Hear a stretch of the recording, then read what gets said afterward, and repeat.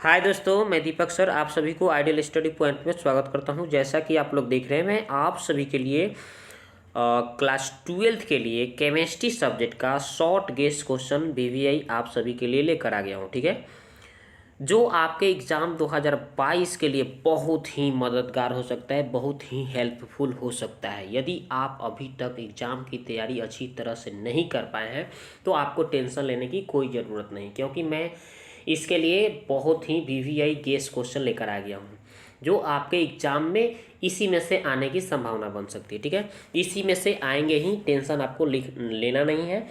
और इसको कॉपी में नोट्स की तरह लिख लीजिए। ठीक है, वीडियो को रोक रोक करके और इसको पढ़िए, डेली बाय डेली पढ़ा कीजिए और एक दिन बीच करके डेली इसको लिखा कीजिए।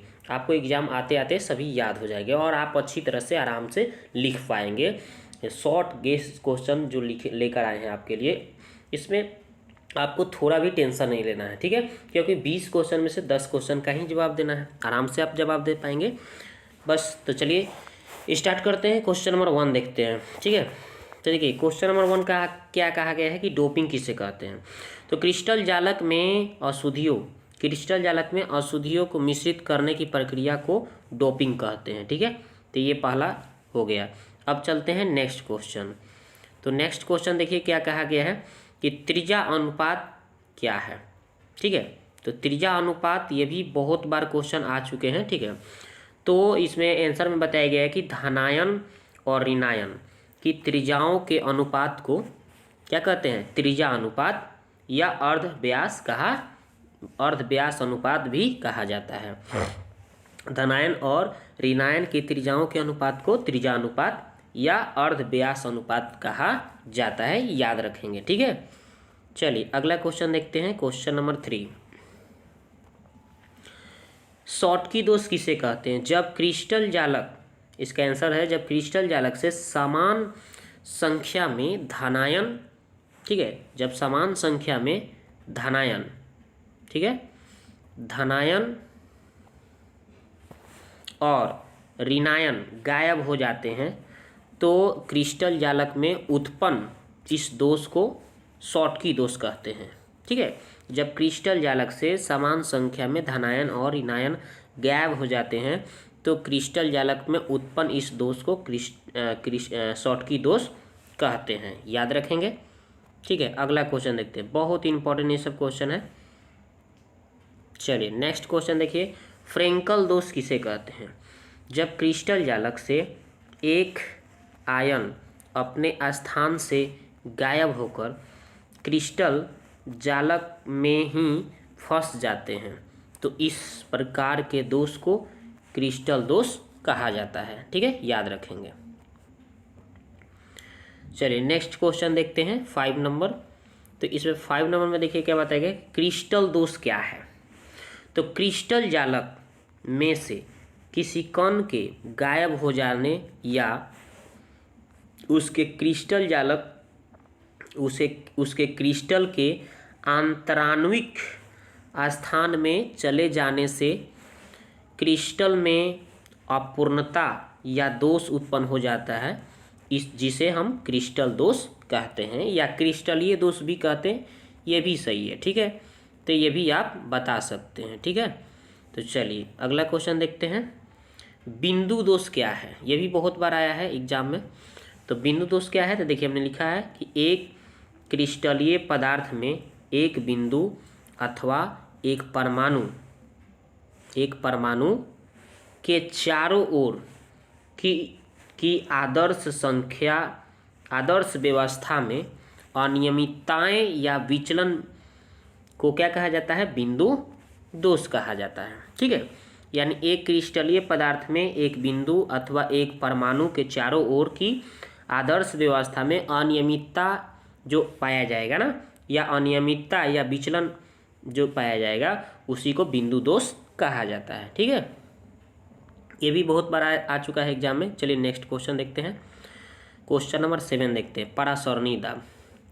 तो परासरणी दाब क्या है भाई, तो वैसे बाहरी दाब जो अर्धपारगम्य झिल्ली से होकर विलायक के विलयन में होने वाले परासरण को रोकने के लिए लगाना पड़ता है।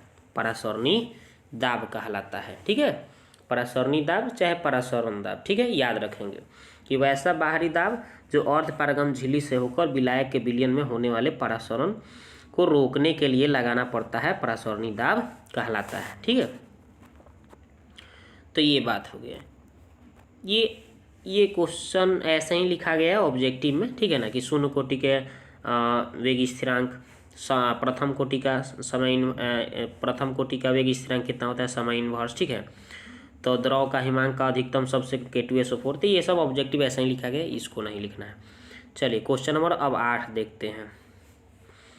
इसका जैसे आपको ऑब्जेक्टिव में पूछा जाता है कि H3PO3 क्या होता है, तो द्विभाषमिक ये बताया गया होगा, ये ऑब्जेक्टिव में है बताया गया होगा, वही लिखा गया है। ठीक है, तो अब देखिए 8 नंबर क्वेश्चन क्या कहा गया है कि मोलरता और मोललता में अंतर लिखें।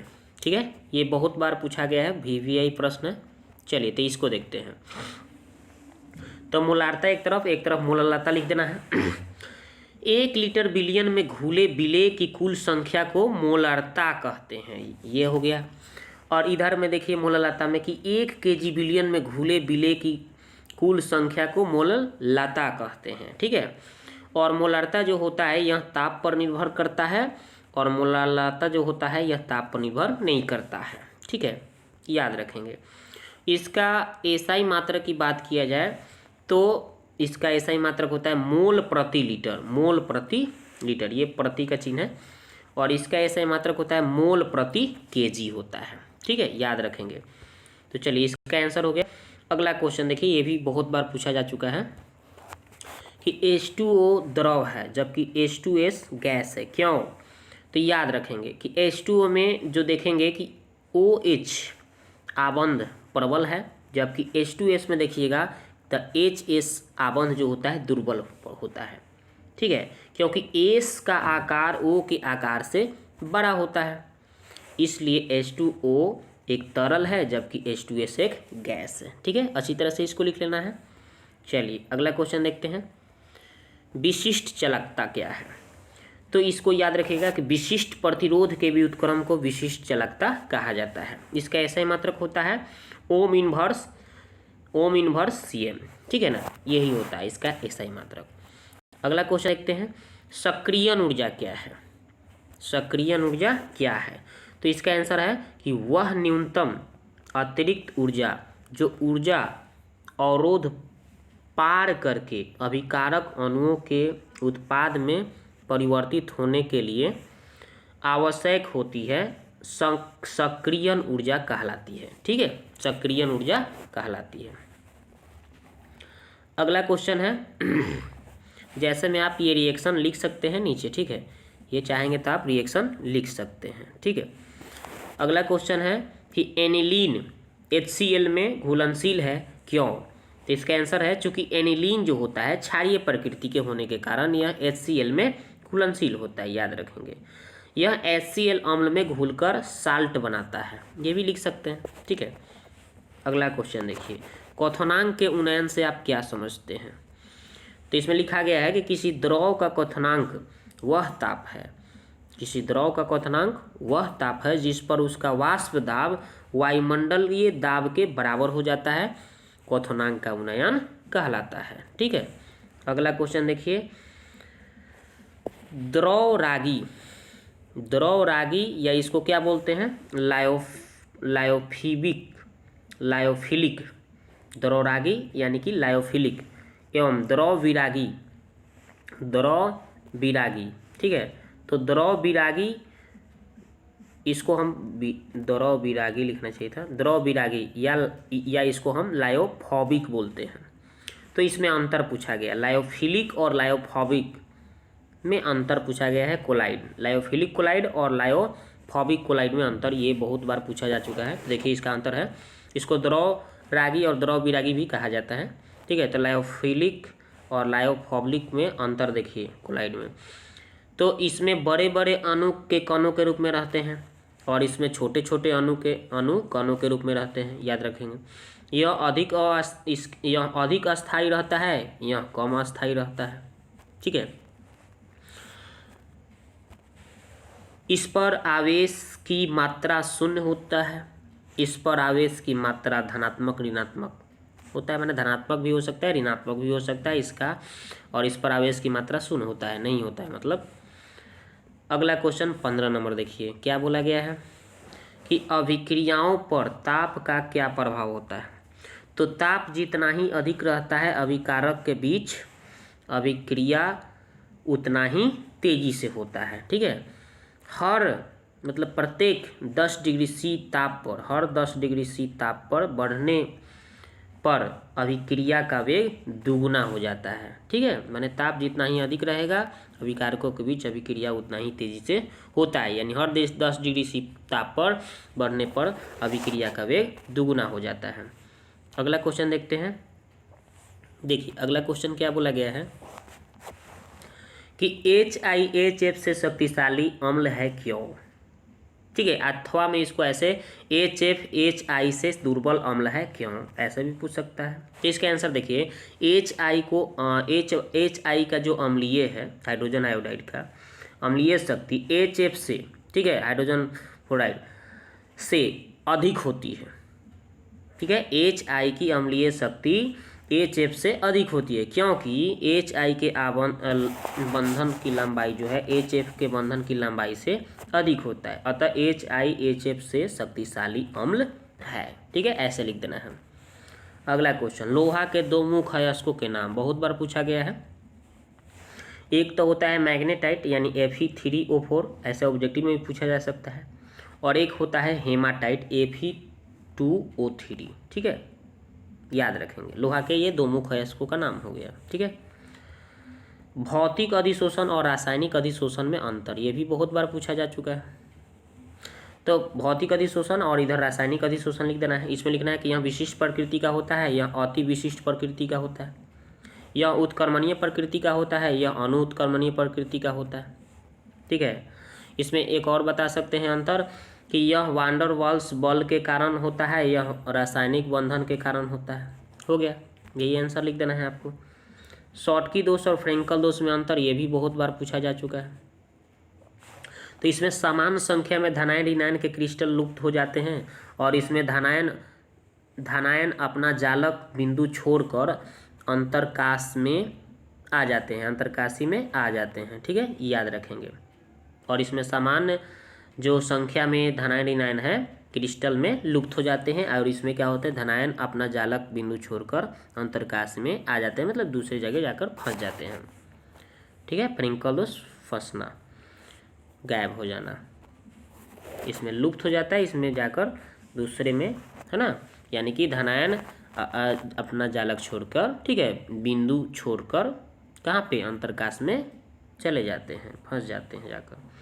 दूसरा अंतर देखिए कि इसमें धनायन एवं ऋणायन का आकार लगभग समान होता है, इसका धनायन छोटा और ऋणायन का आकार बड़ा होता है। इसका घनत्व घटेगा, इसका घनत्व अपरिवर्तित रहेगा, ठीक है। बहुत छोटा छोटा, बहुत ही आसानी भाषा में बताया गया है आपको, ताकि याद करने में आपको किसी प्रकार की दिक्कत ना हो। जब कोलाइडी विलयन का निरीक्षण किया जाता है, निरीक्षण जब कीजिएगा, कोलाइडी विलयन का निरीक्षण कीजिएगा, जांच कीजिएगा, तो कोलाइड के कण जो होते हैं टेढ़े मेढ़े रास्तों पर गमन करता है, तो इसी गति को ब्राउनी गति कहा जाता है। बहुत बार पूछा गया है ब्राउनी गति, ठीक है।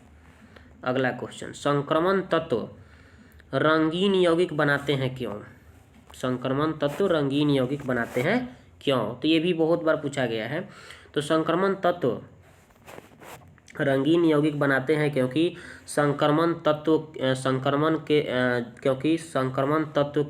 के डी कक्षक में उपस्थित अयुग्मित इलेक्ट्रॉन प्रकाश की किरण को अवशोषित करता है, इसलिए संक्रमण तत्व रंगीन यौगिक बनाते हैं। तो ऐसे आपको लिख देना है। अगला क्वेश्चन है, नाइट्रोजन के अणु कम क्रियाशील होता है क्यों।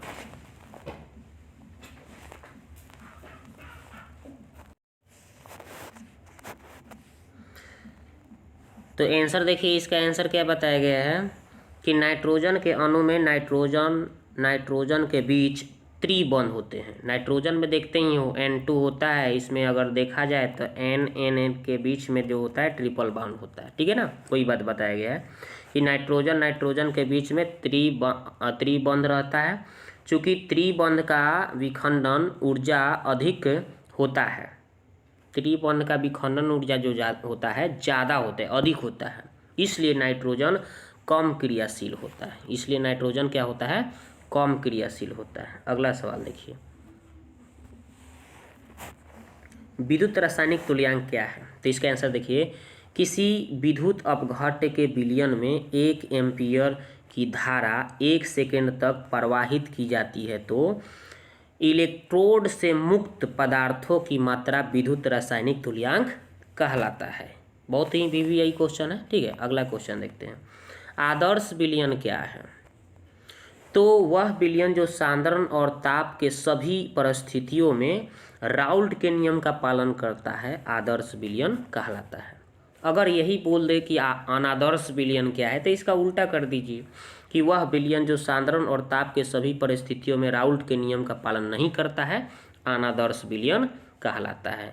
ऐसे आप अनादर्श का भी परिभाषा बता सकते हैं। आप चाहेंगे तो इसको एक्स्ट्रा में एक और लिख सकते हैं। चलिए, लवण सेतु क्या है? तो लवण सेतु एक कांच की बनी हुई नली होती है, ठीक है, जिसमें KCl और KNO3 का संतृप्त घोल होता है। और इसमें इसका उपयोग भी बताना है, तो इसका उपयोग जो होता है, इसका उपयोग दो घोलों के बीच उत्पन्न विभव खत्म करने में के लिए किया जाता है। विभव को कम करने के लिए, खत्म करने के लिए, दो घोलों के बीच में जो विभव उत्पन्न होता है ना, उसको कम करने के लिए या खत्म करने के लिए इसका उपयोग लवण सेतु का किया जाता है। चलिए, अगला क्वेश्चन, ये लवण सेतु बहुत इंपॉर्टेंट था। ये भी देखिए बहुत इंपॉर्टेंट क्वेश्चन है कि PCl5 ज्ञात है जबकि NCl5 ज्ञात नहीं है। क्यों? तो इसमें देखिए आंसर में बताया गया है कि नाइट्रोजन में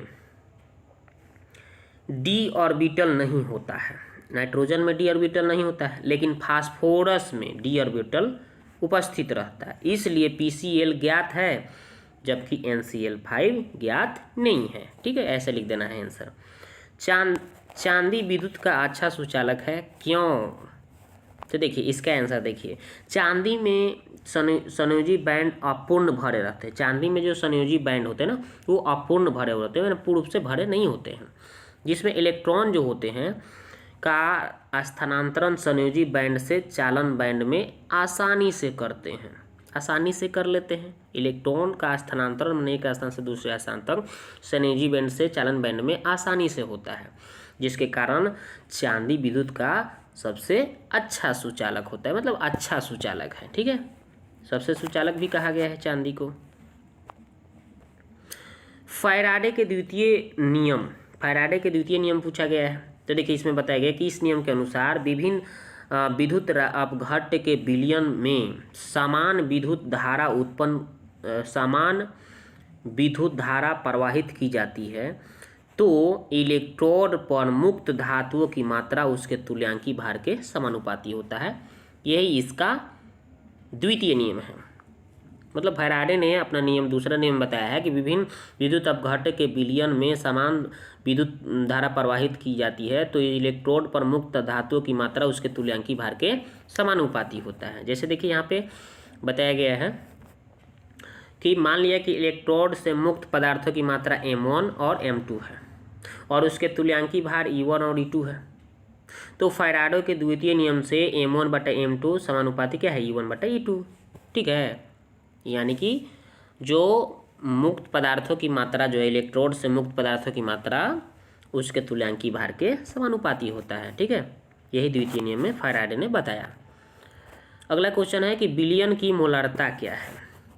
तो 1 लीटर विलयन में घुले विलेय की कुल मोलों की संख्या को विलयन की मोलारता कहा जाता है, याद रखेंगे। और मोलारता को M से सूचित करते हैं और M बराबर फॉर्मूला आप बता सकते हैं, विलेय की मोलों की संख्या बटा विलयन के का आयतन में लीटर, विलयन का आयतन और कथी में, तो लीटर में। ठीक है ना, तो इसको आप यहाँ पे लीटर को कोष्ठ में डाल सकते हैं, लीटर में होगा, विलयन का आयतन नीचे होगा, विलेय की मोलों की संख्या ऊपर हो जाएगा और विलयन का आयतन नीचे हो जाएगा और लीटर में होगा। ठीक है, इसी को क्या कहा जाता है, मोलारता कहा जाता है। आदर्श विलयन और अनादर्श विलयन में अंतर बहुत बार पूछा गया है ये भी।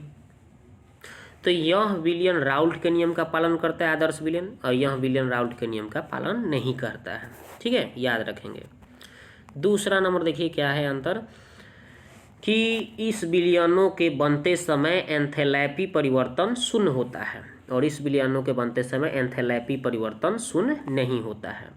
और इस विलयनों के बनते समय आयतन परिवर्तन शून्य होता है और इन विलयनों के बनते समय आयतन परिवर्तन शून्य नहीं होता है।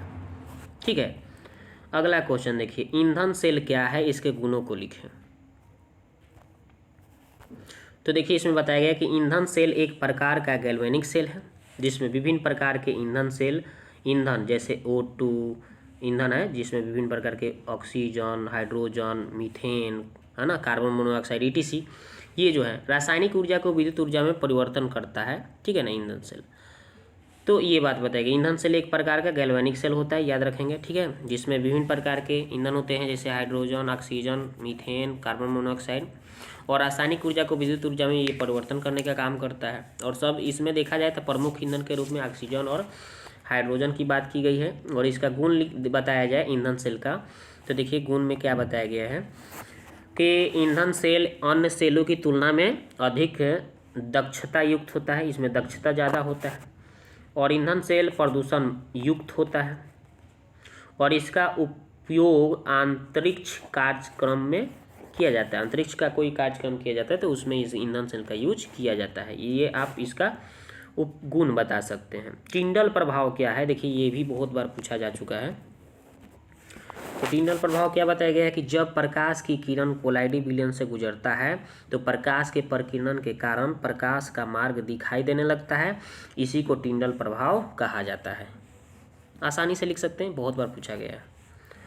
एंजाइम क्या है, एंजाइम क्या है भाई, तो देखिए इसमें एंजाइम की बात किया गया है। तो एंजाइम एक प्रकार का प्रोटीन का भाग होता है जो जैव उत्प्रेरक के रूप में कार्य करता है, जो शरीर में पाचन तंत्र के क्रिया में भाग लेता है, एंजाइम कहलाता है। ठीक है, ऐसे आपको बताना है कि एंजाइम एक जो होता है प्रोटीन का भाग होता है जो जैव उत्प्रेरक के रूप में कार्य करता है और जो शरीर में पाचन तंत्र के क्रिया में भाग लेता है, एंजाइम कहलाता है। अगला क्वेश्चन, 2 विटामिन का नाम लिखिए और उसकी कमी के कारण उत्पन्न रोगों के नाम बताइए। ठीक है, तो जैसे हमने 2 विटामिन का नाम और उत्पन्न रोग के नाम बताए हैं। जैसे फर्स्ट नंबर में विटामिन A बताए हैं, तो रोग क्या होगा, रतौंधी या जीरोसिस। और दूसरा विटामिन B जिसमें रोग कौन होगा भाई, बेरी या भूख कम लगना। ठीक है, तो इसमें यही है विटामिन A रतौंधी चाहे क्या हो जाएगा, जीरोसिस पहला रोग। ठीक है, मैंने विटामिन A जो है एक हमने बता दिया, इसमें रोग कौन कौन होगा, रतौंधी चाहे जीरोसिस। विटामिन B जिसमें रोग कौन कौन सा हो सकता है, बेरी चाहे भूख कम लगना। ठीक है, अगला क्वेश्चन देखिए 35 नंबर क्वेश्चन देखिए कि NH3 का क्वथनांक pH 3 से ज़्यादा है क्यों। तो देखिए इसका आंसर क्या बताया गया है कि जब बताया गया है कि NH3 के अणु एक दूसरे से अंतराणुक हाइड्रोजन बंधन से जुड़े होते हैं जो कि pH 3 में नहीं पाया जाता है, इसलिए NH3 का क्वथनांक pH 3 से ज़्यादा होता है। ऐसे लिख देंगे आप। चलिए, अक्रिय गैसों की संयोजकता शून्य क्यों होती है। तो देखिए इसका आंसर क्या बताइए कि अक्रिय गैसों की संयोजकता शून्य होती है क्योंकि इसका आयनन एंथैल्पी उच्च और इलेक्ट्रॉन एंथैल्पी अधिक धनात्मक होता है, इसलिए अक्रिय गैसों की संयोजकता शून्य होती है। ये 36 हो गया। चलते हैं 37 नंबर, परासरण और विसरण में अंतर। ये भी बहुत बार पूछा जा चुका है। तो एक तरफ परासरण, दूसरी तरफ विसरण।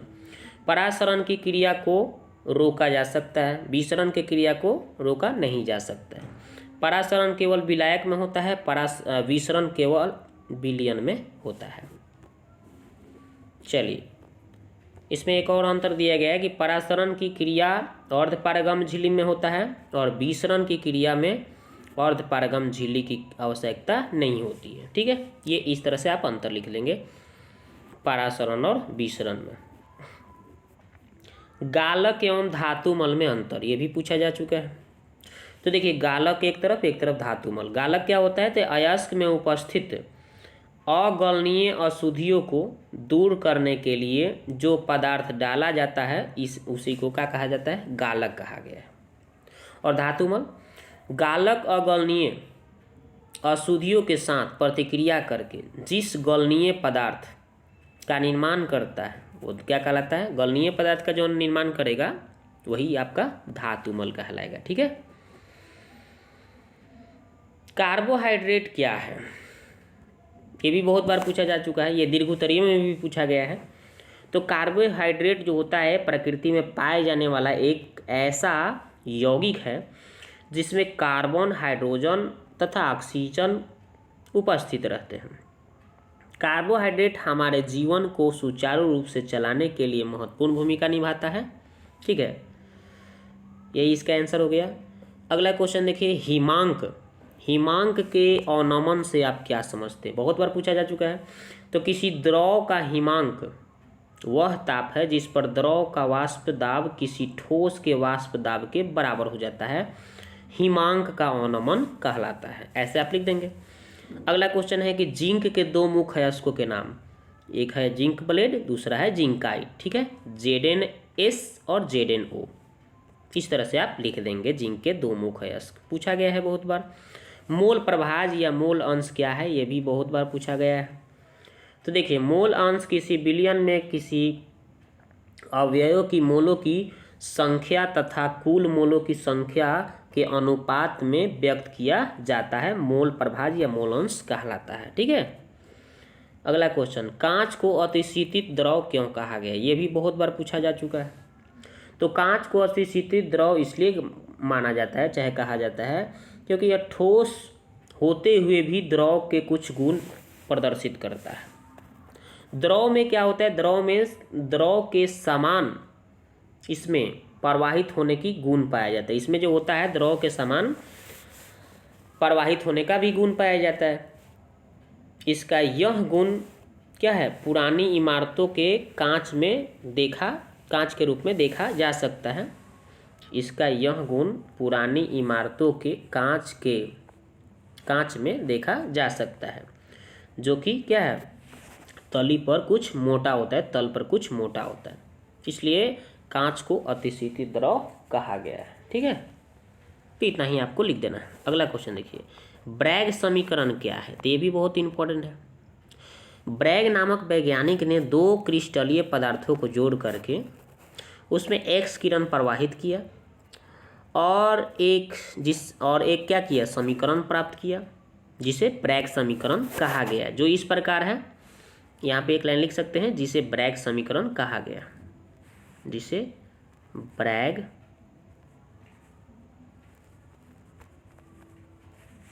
समीकरण कहा जाता है।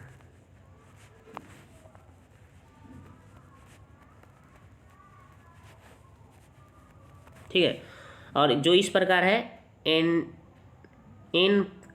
Lambda equal to 2d sine theta, यही ब्रैग समीकरण ऑब्जेक्टिव में भी पूछा गया है। ठीक है।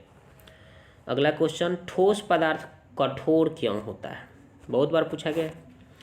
तो देखिए, क्योंकि ठोस पदार्थ का आकार और आयतन दोनों निश्चित होता है और इसके अंतराणु का आकर्षण बल प्रबल होता है, काफ़ी स्ट्रॉन्ग से ठोस के कण पकड़े रहते हैं एक दूसरे को, और कण एक दूसरे से काफ़ी नज़दीक होते हैं, सटे रहते हैं, माने उसकी स्थान जो होता है उनके बीच में नग्न होता है, इसीलिए ठोस पदार्थ क्या होता है, कठोर होता है, याद रखेंगे।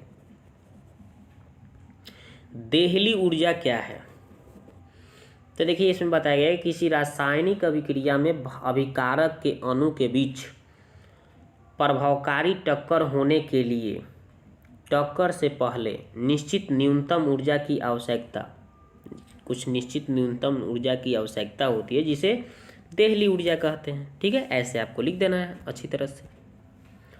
क्रिस्टल किसे कहते हैं, तो ये भी देखिए बहुत ही आसान है। वैसे ठोस पदार्थ जिसका कोई निश्चित ज्यामितीय आकृति, जिसका क्रिस्टल किसे कहा जाता है, वैसा ठोस जिसका कोई निश्चित ज्यामितीय आकृति हो जिसे बराबर बराबर भागों में बांटा जा सकता है, क्रिस्टल कहते हैं। क्या कहा जाता है? क्रिस्टल कहा जाता है। अगला क्वेश्चन, फैराडे के विद्युत अपघटन के प्रथम नियम को लिखें। हमने द्वितीय नियम बताया था एक जगह, अब देखिए प्रथम नियम। तो इस नियम के अनुसार क्या बताया गया है, फैराडे ने बताया कि किसी इलेक्ट्रोड से मुक्त किसी पदार्थ की मात्रा प्रवाहित विद्युत धारा के समानुपाती होता है।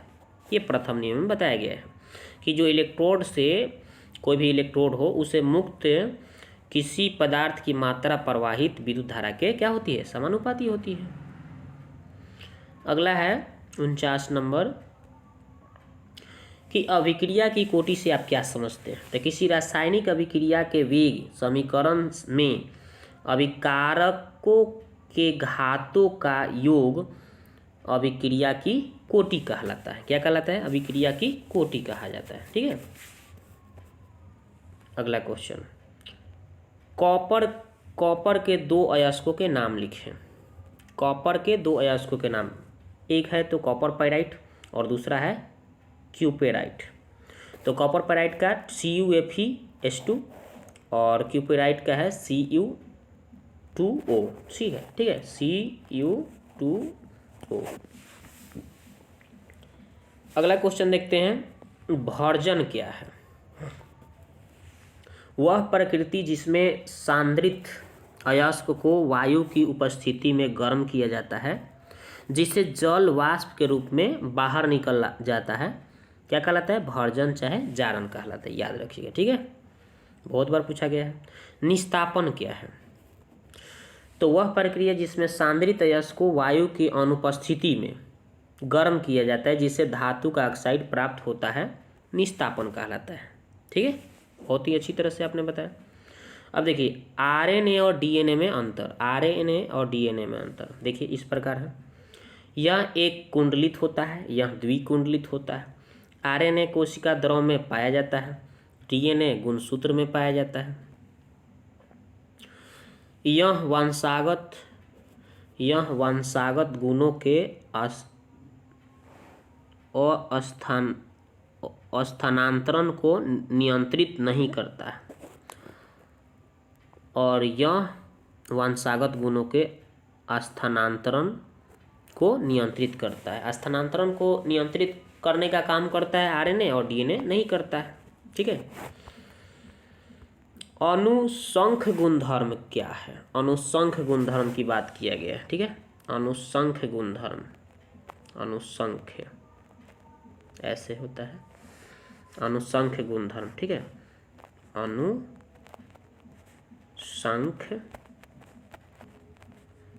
अनुसंख्य गुणधर्म याद रखेंगे ऐसे। ठीक है, अनुसंख्य गुणधर्म। तो अनुसंख्य गुणधर्म क्या है? तो देखिए इसमें बताया गया है कि विलयन का अनुसंख्य गुणधर्म वह है जो विलयन में उपस्थित विलेय के कणों की संख्या पर निर्भर करता है, न कि विलेय की प्रवृत्ति पर। क्या कहलाता है? अनुसंख्य गुणधर्म कहलाता है। अनुसंख्य आपको बताए हैं। ठीक है, ऐसे आप लिखिएगा अनुसंख्य। ठीक है, अनुसंख्य को ऐसे लिखना है आपको। ठीक है, इसमें थोड़ा सा मिस्टेक हुआ है। चलिए आगे देखते हैं 55 नंबर क्वेश्चन। सेल स्थिरांक किसे कहते हैं? सेल स्थिरांक, सेल यहाँ पे सेल लिखा गया है, सेल होता है। क्या होता है? सेल। सेल स्थिरांक किसे कहते हैं? तो इलेक्ट्रोड के बीच दूरी और उनके अनुप्रस्थ काट के क्षेत्रफल के अनुपात को सेल स्थिरांक कहते हैं। ठीक है, सेल स्थिरांक को हम ऐसे दर्शाते हैं L/A, यानी कि इलेक्ट्रोड के बीच की दूरी और उसके अनुप्रस्थ काट के क्षेत्रफल के अनुपात को क्या कहा गया है? सेल स्थिरांक कहा गया है। विद्युत रासायनिक तुल्यांक की परिभाषा देखिए, तो किसी वैद्युत अपघट्य में 1 एम्पीयर की धारा 1 सेकेंड तक प्रवाहित करने पर पदार्थ के एकत्रित भार को विद्युत रासायनिक तुल्यांक कहा जाता है। ठीक है, चाहे कहलाता है, चाहे कहते हैं। मानक इलेक्ट्रोड विभव किसे कहते हैं? तो देखिए इसका आंसर, जब विलयन में धातु आयन का सांद्रण 1 मोल तथा ताप 298 के हो तो निर्धारित विभव को क्या कहा जाता है? मानक इलेक्ट्रोड विभव कहते हैं। ठीक है, अगला क्वेश्चन देखते हैं, किसी तरल में, किसी तरल, तरल का मतलब द्रव होता है, किसी तरल में अवाष्पशील विलेय मिला दिया जाए तो उसके वाष्प दाब में कमी आती है क्यों? ये क्वेश्चन हो गया। आंसर देखिए, तो किसी तरल में अवाष्पशील विलेय मिला दिया जाए तो उसके वाष्प दाब में कमी आती है क्योंकि विलयन की सतह पर द्रव अणुओं की संख्या घट जाती है। तो इसमें हमने ये जो फर्स्ट पार्ट बताया आपको, इसमें हम 58 क्वेश्चन का आंसर बताया, ठीक है। अगले पार्ट में हम और भी जितने VVI है ना, शॉर्ट गेस क्वेश्चन, उसका आंसर के साथ आपके सामने लेकर आ जाऊंगा, ठीक है। तो नेक्स्ट पार्ट के लिए आप कमेंट करें कि आपको नेक्स्ट पार्ट चाहिए या नहीं चाहिए, ठीक है।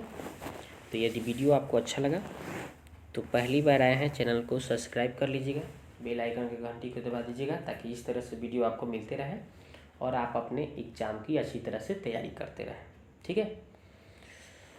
तो अभी मैंने आपको शॉर्ट क्वेश्चन बताया, इस तरह से आप कहेंगे तो ऑब्जेक्टिव, और इस तरह से आप कहेंगे तो दीर्घ भी क्वेश्चन आपको बताया, हम बताने का प्रयास करेंगे, ठीक है। तो वीडियो को देखने के लिए आपको बहुत बहुत धन्यवाद। मिलते हैं नेक्स्ट वीडियो में।